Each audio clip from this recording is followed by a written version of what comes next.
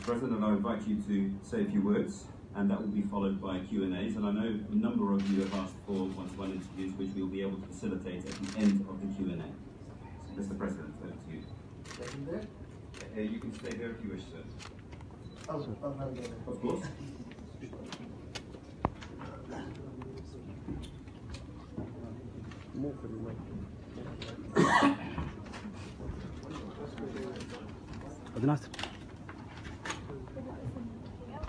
Sorry.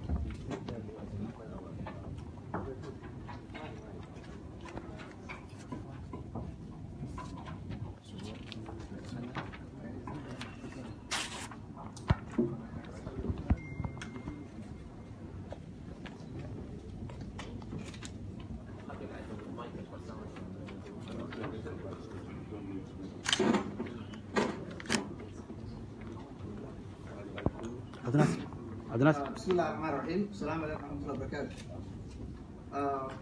Thank you for having me. It's a great pleasure to be with you today. And thank you for giving us the opportunity to come and discuss the current situation in Somalia, and particularly in Puntland, and also to give you a briefing about the relationship between UAE and Somalia. First, I would like to talk about the strategic importance of Puntland as a state in Somalia. The state of Puntland lies at the northeastern part of Somalia.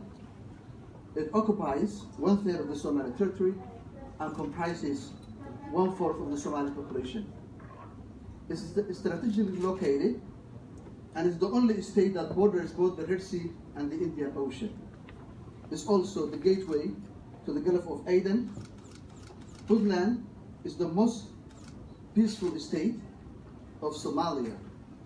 It is the oldest federal member state of Somalia and is established in 1998, way before the formation of the federal government in 2004.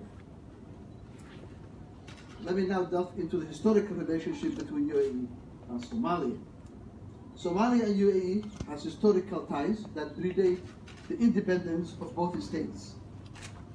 UAE is the biggest trading partner of Somalia. Thousands of Somalis sought safety and succor in UAE after the collapse of the Somali state. Tens of thousands live in UAE and have gainful employment in this country. Moreover, UAE is and has been a strategic partner in the fight against terrorism, illegal human trafficking, illegal fishing, and piracy. Their support is vital and is indispensable for the safety of the Somali people.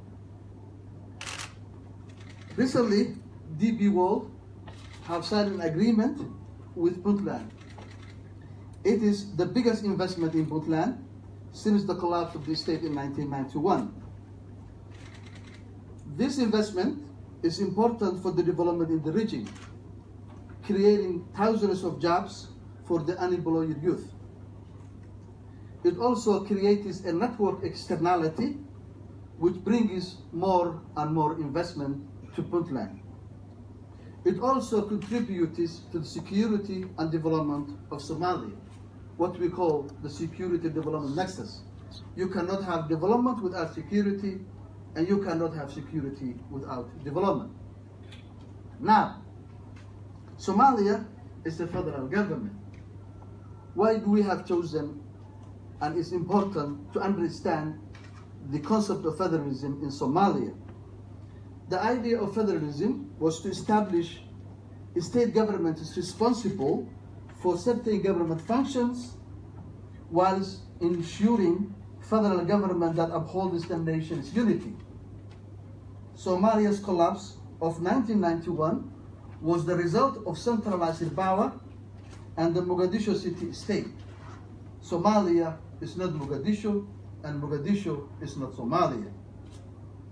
Federalism ensures that a national government does not have dictatorial powers, and that the nation's political future is discussed, negotiated, and shared among the Somali political entities in the interest of the nation. We support a federal government that upholds the federal constitution by protecting the federal government's rights and also respecting the rights of state governments in their areas of jurisdiction. It's important to understand that under federalism, all government powers is exclusive, concurrent, or residual. Residual means powers not explicitly declared in the federal constitution belongs to the states. It's important that all government institutions, federal and state, work together toward a common goal of saving Somalia. Federalism is supposed to ensure cooperation among federal and regional states, especially security cooperation and business competition. Under the federal constitution, it provides the following powers. Article 54 of the Puntland Constitution stipulates that the government of Puntland may enter into agreements with national and foreign companies and can assign licenses for benefiting from natural resources. Also, Article 142 of the Federal Constitution stipulates until such time that all federal member states of Somalia are established and the adopted federal member state constitutions are harmonized with the Somali Federal Constitution, the federal member states existing prior to the provisional adoption of this provisional constitution shall retain and exercise the powers endowed by their own constitutions, accepted by both constitutions. Thank you again for having me, and I will welcome your questions, and if you may have some. Thank you.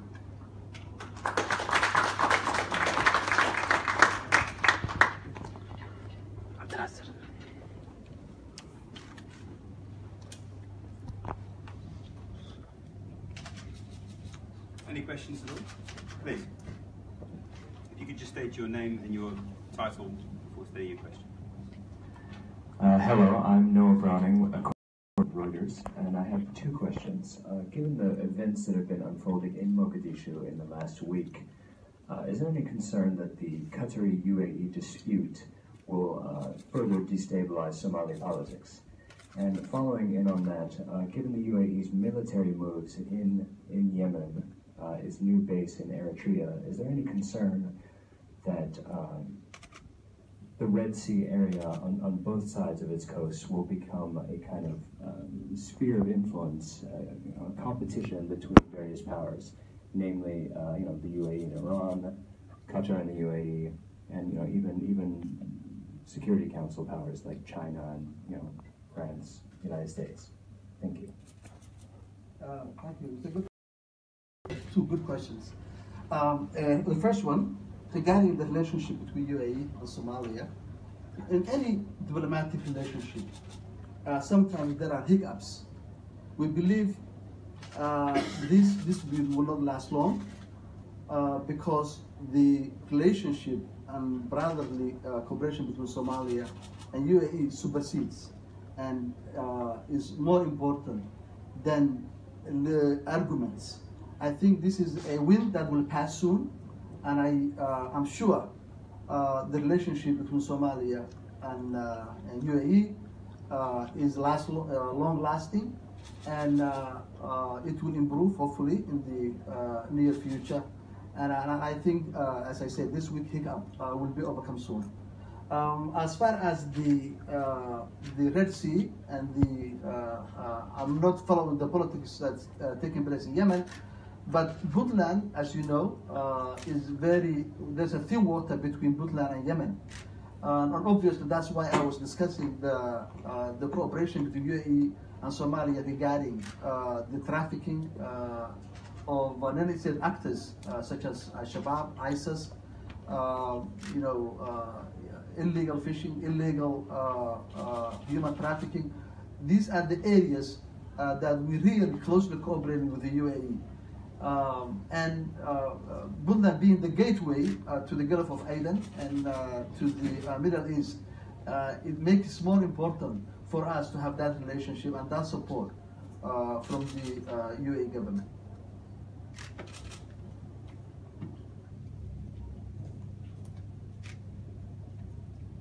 Thank you. Questions? Another question.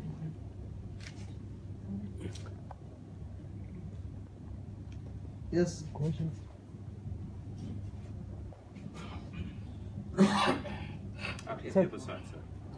Yeah, Abdul Musa from Friends of the Horn Foundation from London. Mr. President, nice having you here.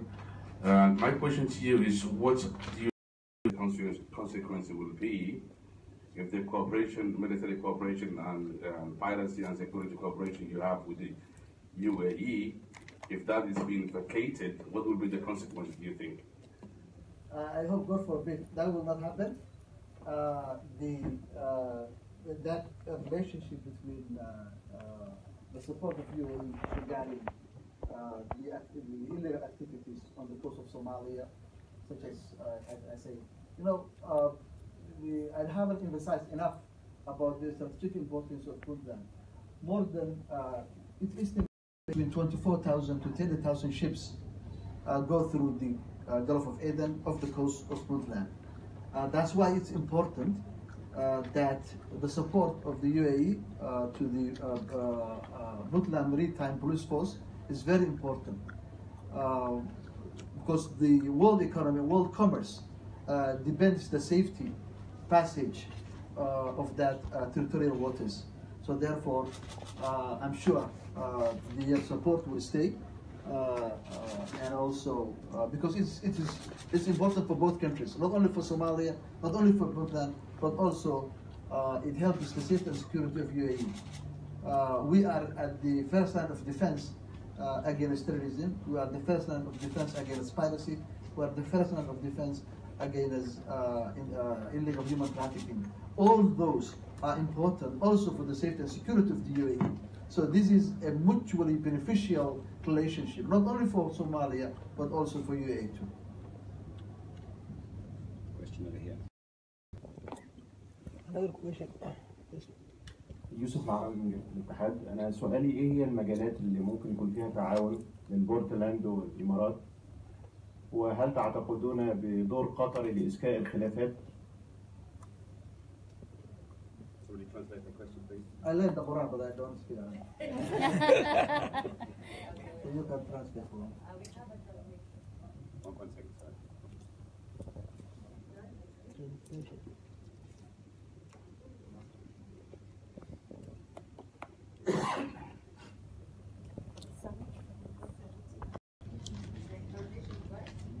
You just relay the question. Perhaps, Sana, you could just relay the question for him.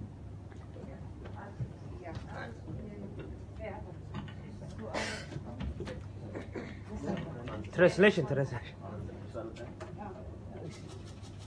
you repeat? إيه هي مجالات الاقتصادية اللي ممكن يكون فيها تعاون ما بين الإمارات وبورتلاند؟ وهل تعتقدون بوجود دور قطري لإسكاء الخلافات؟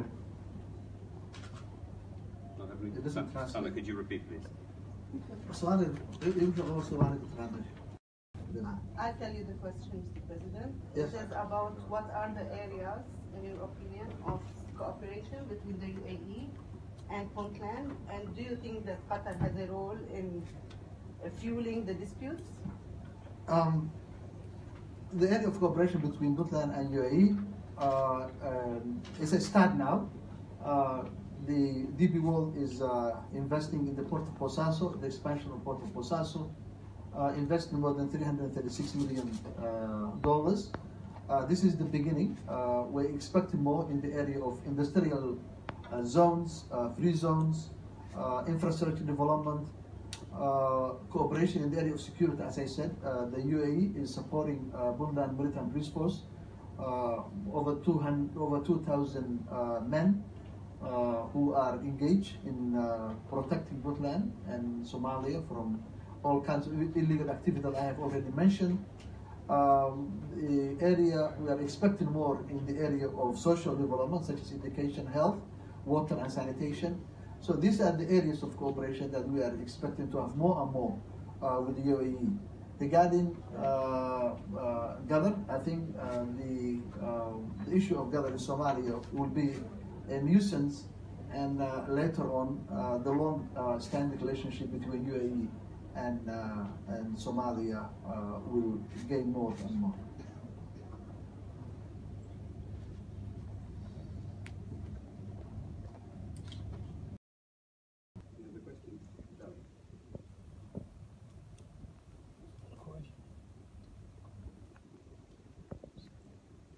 I'm Charlie Mitchell from The National, a newspaper in Abu Dhabi. There seems to be a consensus that the central government in Mogadishu is unable to provide many of the things that the states in Somalia require. It seems that that's part of the reason that Somalia ended up getting involved to an extent in the Gulf dispute. So I wondered if you disputed that notion, and if and sort of where you saw the future of Puntland within that backdrop. Obviously, you are stating the facts, and that's true, because the reach of the federal government is very limited regarding Somalia. Is our government, is our federal government, obviously, but at the same time, this country is getting out of the long civil wars, and it takes a while for the collapsed state to bring those pieces back together. We are in the process of doing that. We are in a healing process. We need to address these issues very carefully, bringing back Somalia, and making it a viable state will take a while, but we are getting there.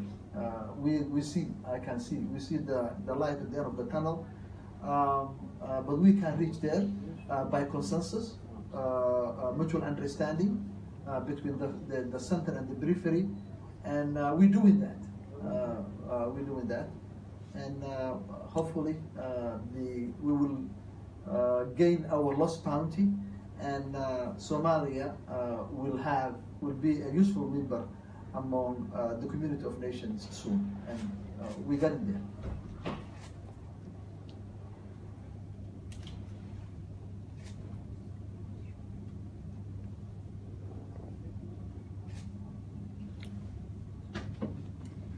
Sorry, second question. How are you federal government Somalia objection to Biseso and Barbara? I am not sure if I cannot talk for Barbara, but I can talk only for Biseso, and I don't think there's an objection from the federal government. As I stated in my speech, Article 54 of our Constitution allows us to enter into agreements, but also the articles in the Federal Constitution also allows us to have agreements. Obviously, we will have liked the blessing and the consent, the no objection from our government, and I don't think the federal government of Somalia will object to private investment. Military is a different issue. But investment in creating jobs, creating development for the country, I don't think